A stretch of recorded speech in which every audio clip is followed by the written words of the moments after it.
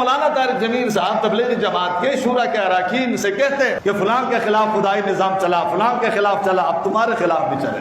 لیکن سوچنے کی بات یہ ہے اچانک یہ کیا ہوا، وہ ایک بیان کے لیے ترس رہے ہیں لیکن بیان نہیں دیا جا رہا. اس پر سوچنے کی ضرورت ہے. یہ تبلیغی جماعت والوں کا قصور نہیں ہے، شورا کے اراکین کا منصوبہ نہیں ہے، ذمہ داروں کی سازش نہیں ہے. مولانا یہ علماء کا آپ سے حسد نہیں ہے. اس پر غور کیجئے، یہ خدائی نظام ہے.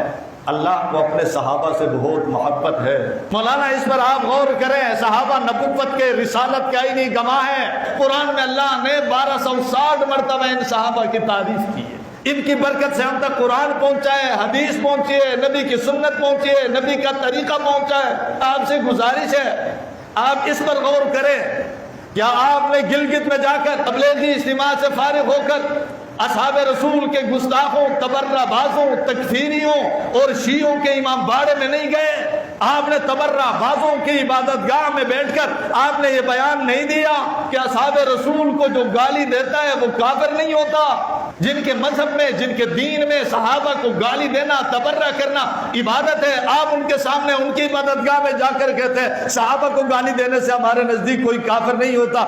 آپ ان کو گالی دینے کی ترغیب دے رہے ہیں. کس نے کہہ دیا صحابہ کو گالی دینے سے کافر نہیں ہوتا؟ کیا ائمہ کے فتاوی جات آپ کے سامنے نہیں تھے؟ مولانا کہاں تک روئے آپ؟ شورا والوں سے شکوہ نہ کریں. آپ یہ سوچیں کیا آپ بیرون ملک کے دورے میں تھے؟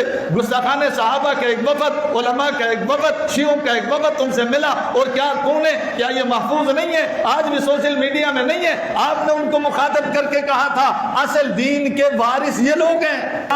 آپ وہی نہیں تھے کہ گستاخ صحابہ جواد نقوی کو آپ نے سینے سے لگایا تھا؟ گستاخ صحابہ شاہ نقوی کو آپ نے بائیں پھیلا کر استقبال کیا تھا. کراچی کا بدترین کافر طالب جوہری بیمار ہوا، آپ فیصل آباد سے چلے کراچی میں آئے، اس کے گھر میں بیٹھے اور آپ اس کے جوتوں اور پاؤں میں دو زانوں بیٹھے ہوئے تھے. کیا مجھے شکوہ کا حق حاصل ہے؟ آپ کو پتا ہے آپ کے اس کردار سے اہل حق کو، اہل سنت کو، مسلمانوں کو کتنا نقصان ہوا ہے. ہم ان گلیوں میں گھومتے، نوجوانوں سے اٹھنا بیٹھنا ہے، آ کر ہم سے سوال کرتے ہیں مولانا وہ اگر غلط تھا، کافر تھا، قرآن کا منکر تھا، پھر اتنے بڑے عالم نے، مبلغ نے، بزرگ نے ان کو دین کا اصلی وارث کیسے کہا؟ نوجوانوں کے عقیدے مولانا خراب ہوئے.